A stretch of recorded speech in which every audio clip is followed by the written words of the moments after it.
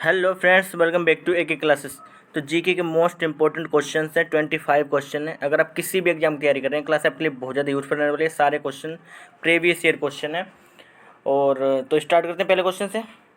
पहला क्वेश्चन हमारा, Kalpakkam nuclear plant कहाँ स्थित है? इसका जो राइट आंसर हो जाएगा, तमिलनाडु में कलपक्कम न्यूक्लियर प्लांट स्थित है। इसका ए ऑप्शन राइट हो जाएगा। क्वेश्चन नंबर 2 है हमारा, राज्यसभा की बैठक की अध्यक्षता कौन करता है? का जो राइट आंसर हो जाएगा, जो उपराष्ट्रपति है राज्यसभा की बैठक की अध्यक्षता करता है। इसका ए ऑप्शन राइट हो जाएगा। उपराष्ट्रपति का जो प्रावधान है आर्टिकल 63 में बताया गया कि भारत का राष्ट्रपति होगा। क्वेश्चन नंबर 3 है हमारा, भारत का अंतिम गवर्नर जनरल कौन था? इसका राइट आंसर हो जाएगा। इसके दो क्वेश्चन बनते हैं दोस्तों। पूछ रहे भारत का, ओनली पूछ रहे जो अंतिम गवर्नर जनरल कौन था, एक भारतीय गवर्नर जनरल। इसके दो क्वेश्चन बनते हैं। देखो, अगर भारतीय गवर्नर जनरल पूछे जाएँ तो हो जाएंगे सी राजगोपालाचारी। दो भारतीय गवर्नर पूछा जाए तो सी राजगोपालाचारी हो जाएंगे, और भारत के अंतिम गवर्नर जनरल पूछा जाए तो लॉर्ड माउंटबेटन हो जाएंगे। लॉर्ड माउंटबेटन हो जाएंगे। अगर भारतीय गवर्नर जनरल पूछा जाए सी राजगोपालाचारी हो जाएंगे। क्वेश्चन नंबर 4 है हमारा, मुगल वंश का अंतिम शासक कौन था? इसका जो राइट आंसर आएगा, बहादुर शाह जफर जो था मुगल वंश का अंतिम शासक था। देखो, मुगल वंश की स्थापना किसने की? ये मुगल वंश की स्थापना बाबर ने की। कब की? 1526 में। ठीक है। और जो बहादुर शाह जफर था, इसे 1856 जो 57 का विद्रोह हुआ था, इसमें इसको अंग्रेजों ने रंगून भेज दिया था। क्वेश्चन नंबर 5 है हमारा, दही में कौन सा अम्ल पाया जाता है? यहाँ पे होगा, दही में कौन सा अम्ल पाया जाता है? इसका जो राइट आंसर हो जाएगा, दही में लैक्टिक अम्ल पाया जाता है। इसका सी ऑप्शन राइट हो जाएगा। देखो, अगर देखा जाए लैक्टिक अम्ल किस में पाया जाता है, दही में लैक्टिक अम्ल पाया जाता है। ठीक है। अगर पूछा जाए साइट्रिक, जो सिरके में कौन सा अम्ल पाया जाता है? सिरके में एसिटिक अम्ल पाया जाता है। सिरका जो होता है एसिटिक अम्ल पाया जाता है। और संतरा जो होता है, इसमें साइट्रिक अम्ल पाया जाता है संतरे में। क्वेश्चन नंबर 6 है हमारा, जी लिग्नाइट और एंथ्रोसाइट क्या है? इंपॉर्टेंट क्वेश्चन करेंगे इसको। लिग्नाइट और एंथ्रोसाइट क्या हो जाएंगी? इसका जो राइट हो जाएगा, कोयले की किस्में। कोयले की किस्में क्या हो जाएंगी? ये लिग्नाइट और ऑक्साइड हो जाएंगे। कोयले कितने? 4 प्रकार कोयला होता है। क्वेश्चन नंबर 7 है हमारा, इसमें से किस गैस का, इसमें से गैस का प्रतिशत पृथ्वी के वायुमंडल से अधिक, यानी किस पृथ्वी पर कौन सी सबसे ज़्यादा वायु गैस है? जो हमारे वायुमंडल में सबसे ज़्यादा नाइट्रोजन पाई जाती है। नाइट्रोजन कितने परसेंट? 78% है, यानी 78% नाइट्रोजन हो जाएगी। और ऑक्सीजन देखेंगे, ऑक्सीजन 21% मिलेगी हमें। तो इतना याद रखेंगे। क्वेश्चन नंबर 8 है हमारा, चाणक्य ने अनेक पुस्तक लिखी। चाणक्य द्वारा अर्थशास्त्र पुस्तक लिखी गई है। इसमें ये मुख्य विषय इसका क्या है? चाणक्य द्वारा जो अर्थशास्त्र पुस्तक लिखी गई थी, इसका मुख्य विषय क्या था? इसका जो राइट आंसर जाएगा, जो शासन का सिद्धांत है। इसमें चाणक्य द्वारा अर्थशास्त्र में लिखा है शासन का सिद्धांत है। चाणक्य थे कौन? ये चंद्रगुप्त मौर्य के गुरु थे। इसका ए ऑप्शन राइट हो जाएगा।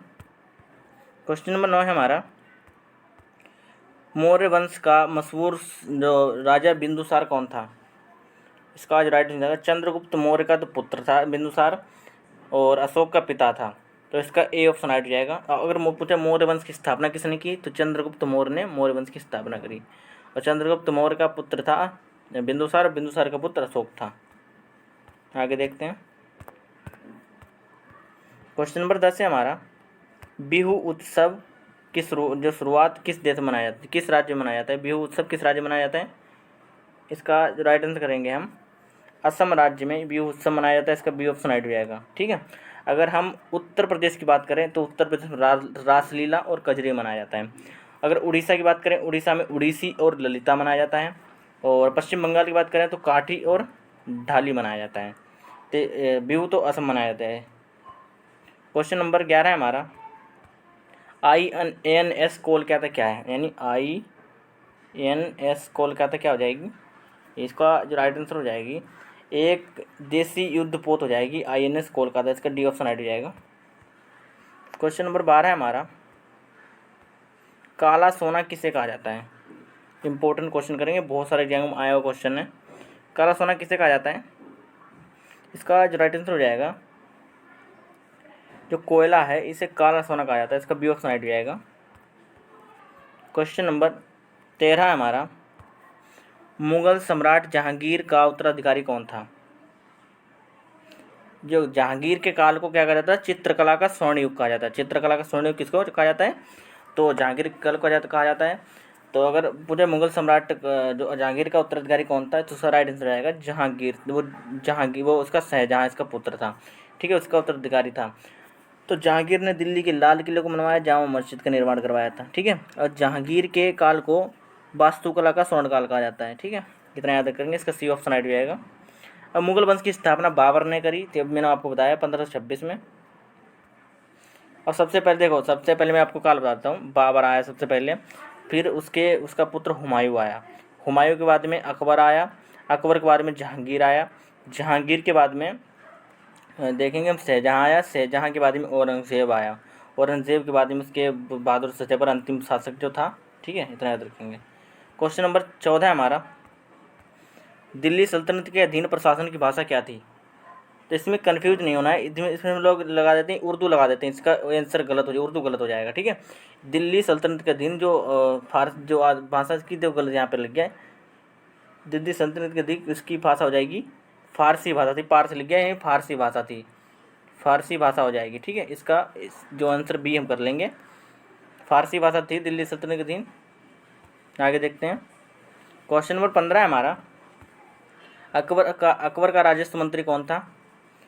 तो इसका जो राइट आंसर हम करेंगे, जो टोडरमल थे अकबर का राजस्व मंत्री था, इसका जो राइट आंसर हो जाएगा, इसका राइट आंसर बी हो जाएगा। देखो, टोडरमल थे अकबर के नवरत्नों में से एक थे, ठीक है। नवरत्न अशोक इसके अकबर के नवरत्न कौन थे? 9 रत्न, ठीक है। पहले थे अबुल फजल, ठीक है, दूसरे फैजी, तीसरे तानसेन, फिर अब्दुल रहीम खाना, फिर बीरबल, टोडरमल और मानसिंह फ़कीर उजडूर हो जाएंगे, और मुल्ला दो प्लाजा हो जाएंगे। तो इनके 9 रत्न थे इतने, ठीक है। आगे देखते हैं। क्वेश्चन नंबर 16 हमारा, भारत के समुद्री मार्ग का श्रेय की खोज किसे जाता है?